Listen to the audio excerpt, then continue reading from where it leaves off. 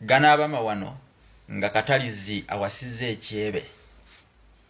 Nze Munabusiro mbalamusizaako nate mikwano gyange mwenna abagoberera Munabusiro ku TikTok wano, naddala mmwe ababeera ennyo ku TikTok nga mugoberera emisomo gyonna gye nteekayo egy'olulimi Oluganda ne ku YouTube. Ate era mukwano gwange omu omulasange agoberera ennyo ku YouTube tavaako bamuyita Isaac Bright ali USA.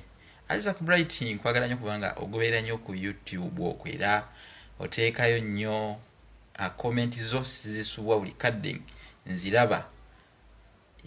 Manyi gino emikutu egiriko ebiyigiriza era egisomesa mbagamba nti abantu tebateekako birowoozo, tebakomentinga, mukuyita ku commenting nga tebakomenti